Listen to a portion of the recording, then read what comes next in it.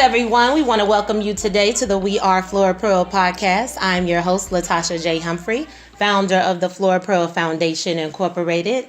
I believe that this podcast will be super awesome today. But before we get started, we want to let our audience know that this podcast is being brought to you by the Flora Pro Foundation, where our vision is bridging the gap, building a legacy. Our mission is that we are a 501c3, community-focused nonprofit mentoring organization, building healthy relationships and partnerships between women and girls through education, community service, networking, unification, and career planning. Flora Humphrey is our inspiration, and she was my paternal grandmother. She passed away in 2001 of a massive heart attack, but what she taught me was about faith, family, and community, and that is something that has stuck with me through the years, and it is truly an inspiration as to why I am the giver that I am. Audience, now I have the pleasure of introducing a beautiful gem who I have not yet had the pleasure of working with, but she has been featured as one of our phenomenal faces of greatness. And I have grown to know about her that she is into empowering others. That's her passion, especially our young people. And she also is about supporting women. And so that's something that I truly love. So without further ado, I present to you Brittany Hogan. How are you doing? Hi. Oh, awesome. It is so grateful. We're so grateful, to have you join us today. And if you would go ahead and just introduce yourself. Sure. Thank you for having me. Like you said, my name is Brittany Hogan, and I do a few things. Well, first of all, I am a wife. I try to name things as they are prioritized, and so my first responsibility after my relationship with Christ is my relationship to my husband. I'm a wife, and I serve as a executive director of a nonprofit organization I started called Empowered to Conquer youth conferences, and our goal with Empowered to Conquer is to develop environments to instill faith, promote education, and build relationships with students. We believe that their relationship with Christ should be top priority, and them accomplishing their purpose and fulfilling their purpose is something that we desire to push them towards. And so I do that kind of on a part-time basis right now. I'm also an author and a physical therapist assistant by trade, and I serve in my church on a regular basis. Oh, that is pretty awesome. And so you really tapped into, just empowered to conquer just with that. And I just wanted you to, to share more. I truly love that name. And I wanted you to share, kind of how that came into fruition, that particular vision. Oh, sure. Well, I grew up in a Christian household. My parents always instilled in me that I could be and become anything that I desired to be and become. And so when I graduated from UAB in 2009, I had a desire to want to give back because a lot of people poured into me to allow me to become the woman that I am or that I was then. And I wanted to give back and give other students that same opportunity. And so initially, it really I didn't set out to start a nonprofit. I just had a passion for helping students understand that God created them for a purpose, because that understanding for me helped to steer me in the right direction. And so I kind of pitched the idea to a group of friends, and they were all on board. And so in September of 2009, we decided to do our first youth conference in my hometown, which is Rockford, Alabama. I partnered with my high school, and they were on board and let us use the facility. And we had about 150 to 200 students between Friday and Saturday kind of come through the conference, and it was great. And so from there, we just kind of sat back and watched what God did and was like, well, maybe this could be something. And so we kind of put together a vision, a mission, and what we wanted to accomplish through it. And it was born in February of 2010. We became an official nonprofit organization really focused on helping students understand that they have a purpose and helping them to fulfill it. Wow. That is pretty awesome. And so with that, if you had, any piece of advice for, any other aspiring, entrepreneurs, whether they're for profit or nonprofit, what would be some helpful tips that you could share with them, before they kind of launch out into the deep? Well, first of all, I would say understand your vision. Know what you believe you're called to do and narrow that as much as you can before you launch out. Because once you launch, it's really easy to allow money, opportunities, other people's opinions to try to determine what you decide to do. But if you know what your specific lane is, then it's not going to be easy for you to deviate from that when those opportunities come. And so the first thing I would say is to narrow your focus and determine what your vision is, and then also build a team and be okay with delegating to that team, because we were created to be interdependent. And the vision that God has called you to fulfill was not meant for you to be fulfilled just in and of you. It's important for us to do things together. And He created us to build vision and to do things together. And so don't be afraid to write it down and to cast vision to other people to allow them to run with you. Okay. That's perfect advice to me. And I wanted to kind of segue with that, into community service.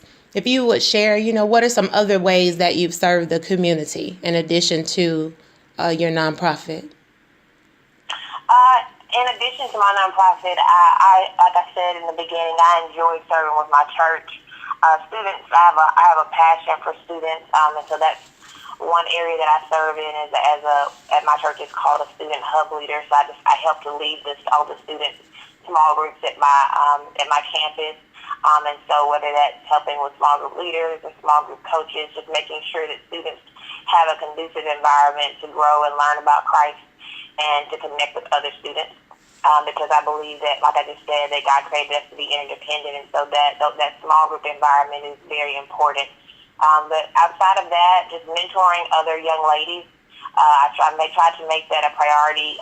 My schedule can get kind of busy sometimes, but I try to make a priority to text scriptures and encouragement, or calling some young ladies that I mentor from the church or just outside the church, from different schools that I've met through Empowered to Conquer, so that I can give back. Because events are great, things of that nature, but that one-on-one time is really important, and so I try to prioritize that as much as possible through just mentorship. Yeah, and that's that has a lot to do with, like I said, earlier with, although, we hadn't had an opportunity to work together, I just believe that you're someone who, you do have a passion for supporting other women, and also, with the girls as well. And pretty much you stated that just a few minutes ago. And so I believe that's a beautiful gift. And so, hats off to you for that. And I wanted to know, you're welcome. And I wanted to know if you would share, in your opinion, how important it is to personally cheer the next woman on or the next girl. I just, as far as like, we call it a support system, or we'll say, with someone, as far as their support system, or, Lisa Nichols, I know she's like a transformational coach. She calls it the tribe. I really like that word. But how important do you think it is to do that for the next woman or next girl, to be that support? Oh, I think it's vital. I don't think we can make it without that.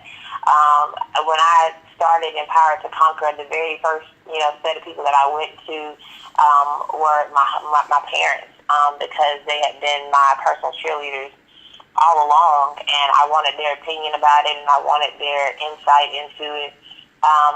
You meet people, and right after my parents were my close, girlfriends, and my now husband, then boyfriend, like just people that were close to me. It's important for you to have that niche of people, like you said, that tribe that can pour into you, you pour into them.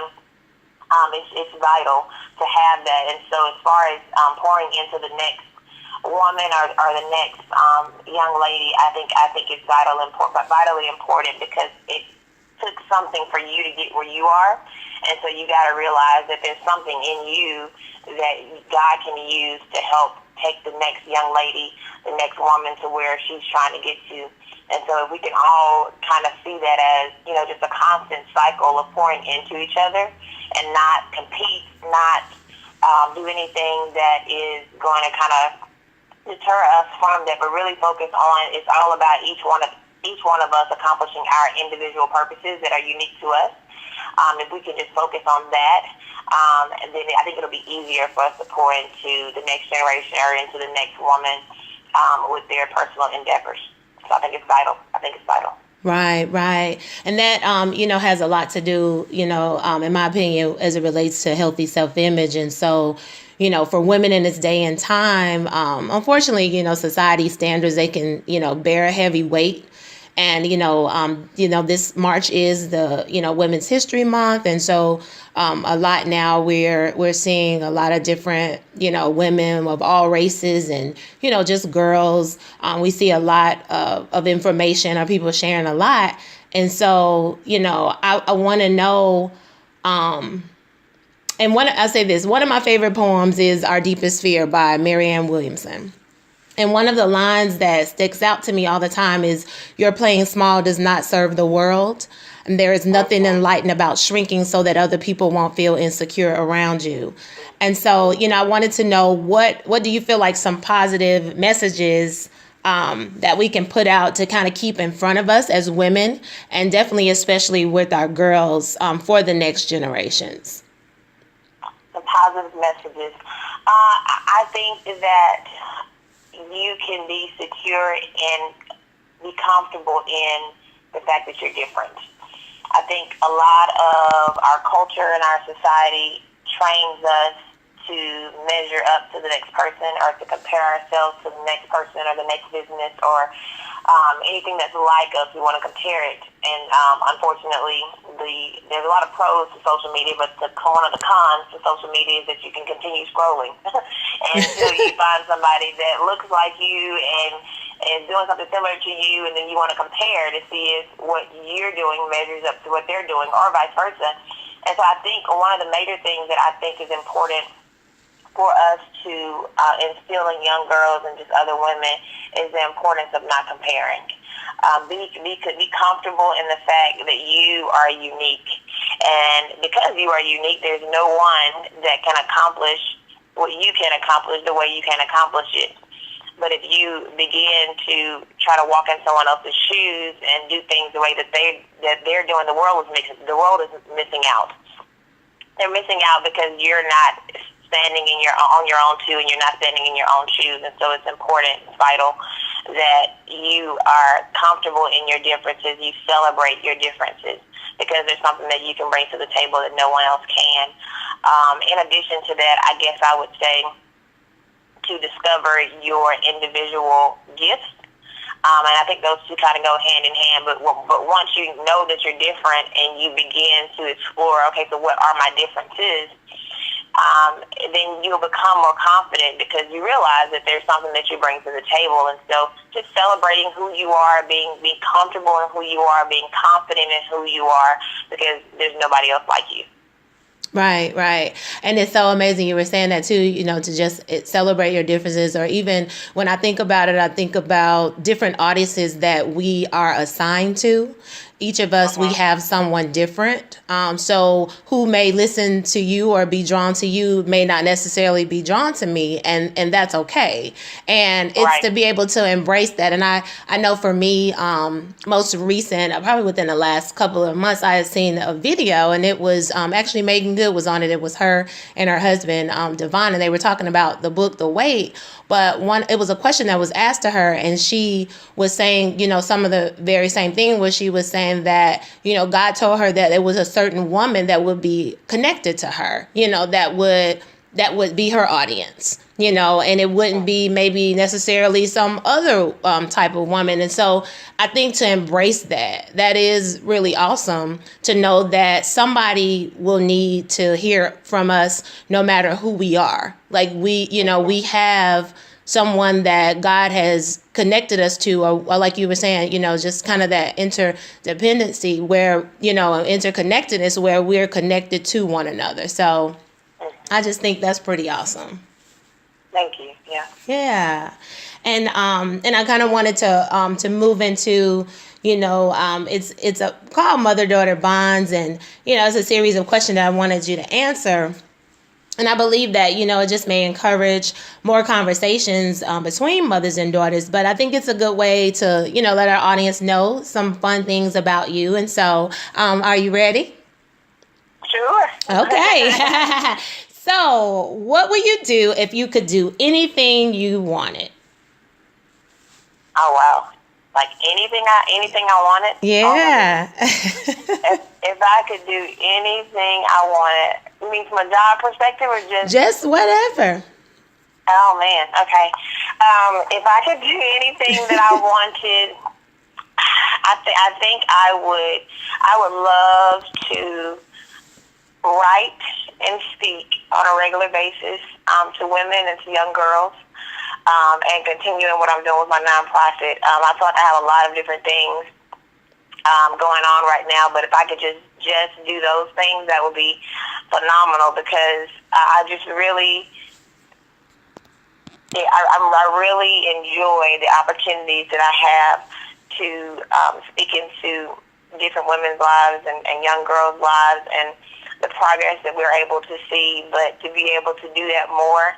And for me, it's not about the money, it's not about the platform, but to see change in women's lives, to see change in young ladies' lives, for the sake of Christ, of course, and then just for them being better people in general. I would love to just do that full time, all the time. Wow, yeah. See, I knew we were connected for a reason, because that's as far as being drawn, because that is so the case. A friend of mine asked me, what makes me happy, and that was one, of course, me time, and I said spending time with my children, but that was the third thing, just being able to empower others and really do that and see the difference in their lives. And so that's pretty cool. Yeah, thank you. Yeah, thank you. And next, what is your favorite kind of food? Pizza. Whoa! Just any type pizza? Meat lovers, pepperoni. Meat lovers and pepperoni. Cool. Awesome. And what makes you happy? Oh, man. My relationship with Christ, my relationship with my husband. Just being able to be free in those relationships and enjoy them. That makes me happy. Perfect. And what kind of music makes you want to sing? Makes you want to sing? Oh, worship. I love worship music. Awesome. And what are those things that make you upset? Make me upset. Inconsiderate people. Anybody that knows anything about me knows that I don't like it when people are inconsiderate. Like, it doesn't compute to me. Okay. So it makes me pretty upset when people are inconsiderate of me or anybody or any person. It just makes me upset, because I think the least we can do is be considerate of people. Absolutely. Okay, and where would you like to visit if you could go anywhere? Paris. Okay. All right. Mm-hmm. And what is your fondest memory? Oh, wow. My fondest memory. Wow, you caught me off guard with that one. My fondest memory, I think, is, I don't know if this is exactly what you're looking for, but I made a commitment to God and to myself. I don't know if this is my fondest, but this is one of my favorite, is when I wanted to get married and save myself until I got married, and I was able to do that. And so being able to walk down the aisle to my husband, knowing that with God's help, of course, that I was able to save myself until marriage. It was not easy by any means, but I was able to do that. That was a huge accomplishment, and it's a very fond memory of mine. Yeah, well, that's awesome. That's what I'm looking for then. So thank you for sharing that. That definitely, I know, will encourage someone else. And what makes you laugh? My silly husband. Yes, that's what I would say. My silly husband. We try to make a point to have fun, and my husband is hilarious to me. But yes, my husband makes me laugh. Okay, okay. And what sorts of things are important to you? My relationship with God, of course, my quiet time with God. Like if I don't have that, I just feel kind of off. My relationship with my husband, my friends, and my family, they're definitely important to me. What they think is important to me. Um, and accomplishing purpose. It's a really big deal to me that my life, that I spend my days, my hours, my minutes fulfilling what God has called me to do. I don't like feeling stagnant. And I'm learning the importance of, I think, slowing down, but at the same time, making sure that my focus is narrowed on doing exactly what I'm called to do. Okay. And just to piggyback on that, when you were saying, just learning the importance of slowing down, what made you get to that point? Kind of what turned that corner for you? Well, I would say a few things, but the biggest, I think, situation maybe that was a turning point for me. Over the past 2 years, I have lost two daughters, and one's name was Naya. She lived for 6 minutes in July of 2015, and then Madison lived for 5 minutes in July of 2016.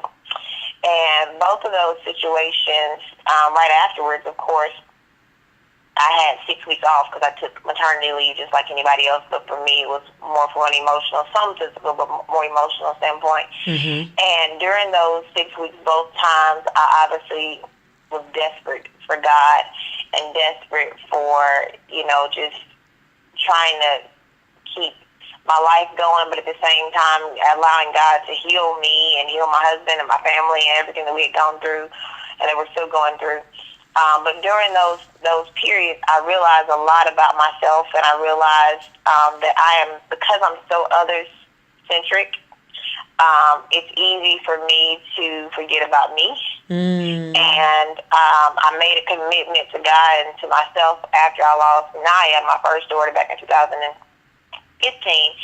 that I was going to put Christ first. Definitely, I was going to be Christ-centered, others-focused, but me-conscious. And I think I had gotten that me-conscious part out of the way. I was always focused on God, but very heavily focused on other people. And I did not really, I spent so much time worrying about other people and making sure I was helping other people that I wasn't even conscious about me. And so when I lost my daughters, I had a lot of time to just sit down and figure out, where I was. And so from that point, I've been trying to prioritize better. And we talk a lot about, the balanced life or whatever, but I try to just really prioritize where I am and what I'm called to do so that I'm not overloading myself and I'm saying no to what I need to say no to, saying yes to what I need to say yes to. But that was the turning point, was realizing after I lost my daughters or after I lost my first daughter, that I really had been so focused on other people that I hadn't really focused on me. And so focusing on me in those moments was very awkward. So just realizing I had to do more focusing on me intentionally.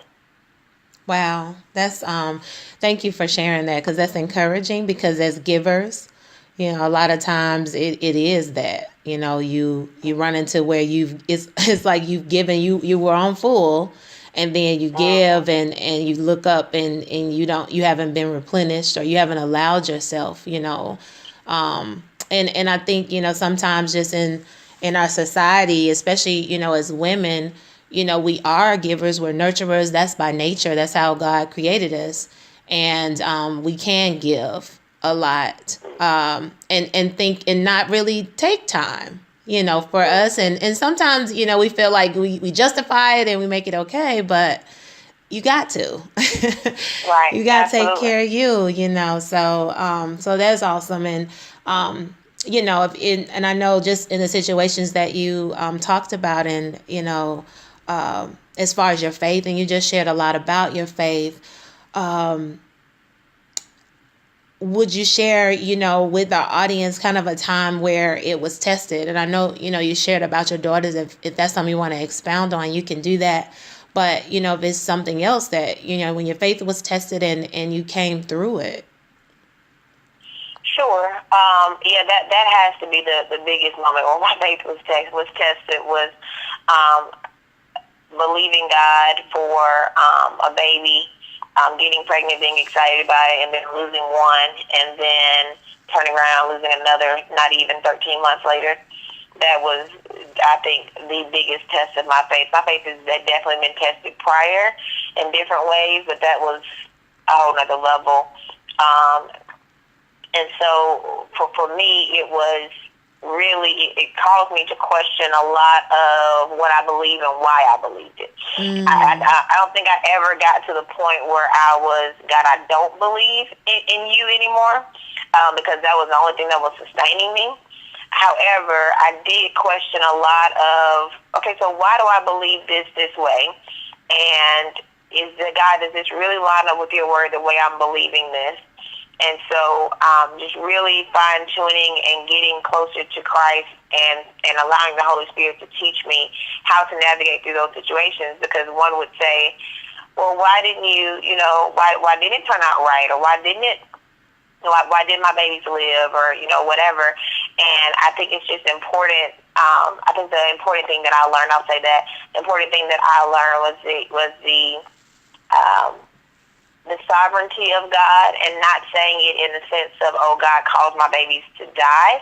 But at the same time, God knew the situation, and he knew exactly what I could do, or what he could do for me during those moments to help sustain me. And so the importance during those moments of allowing myself to heal and to run to him without, as I call it, putting scripture band-aids on it. Like, it's easy for us to just be like, oh, God, it's fine. I'm just going to believe you that I'm healed. And while I do, and I did, the important thing that I think I learned during those times was allowing myself to just sit in God's arms and just be like, God, this hurts, Yeah. It hurts, and that's just where I am right now. And I think that was the biggest test of my faith, but that is where I changed, because it's easy to just say, God, it hurts, but by your stripes I'm healed. And we'll get to the by your stripes I'm healed part, but I think the important part and the intimate part that we can probably stay a little bit longer sometimes is, God, this hurts. I don't get it. I don't understand, but I know you do, and I'm just going to stay here, and I'm going to let you heal me. And then we'll get to the building my faith part of it, but I think that was where my faith was tested, and I think my faith was refined in that way, because I think I had been that person where I put a lot of scripture band-aids on things where I wanted to keep pushing forward, because I didn't want to be the person that God called me to do something and I was sitting lackadaisical. I didn't want to do that. I wanted to just keep pushing forward. But what God created us for was just intimate relationship with him. That's what he created us for.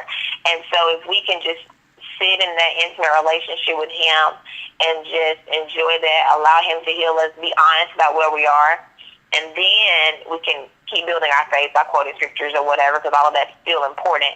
I think the meshing of those two is what I learned during that faith test, is being able to just be real with God, be even more real. I feel like I was real with God before, but even more real with God, and allowing him to heal me before I tried to go out and save the world for him. Wow. You have me over here. I'm trying to fight back my tears a little bit here. No.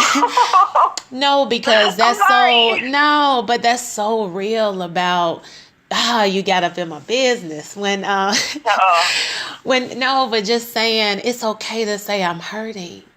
Like, it's okay to talk to him about that and say, and not just feel like we have to be the, I call it, the shero. You want to have an S on your chest, and, everybody else is expecting for you. I mean, sometimes when you are a strong person and, when everyone else is expecting that from you, it's times that whatever could happen. It's like it could be things you messed up. I made a mistake. I did this. I didn't do that correctly.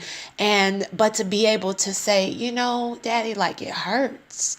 Like, to be able to really say that. And And like you said, get to the scripture part, but can I just be real with you? Right. Where I Right. can just rest in you for a minute. I need to do that, and it's okay. And like you said, meshing those together, then balancing that, or bringing harmony into the situation where, okay, I can get into this part, but it's okay to do that. And I think that sometimes, we just don't.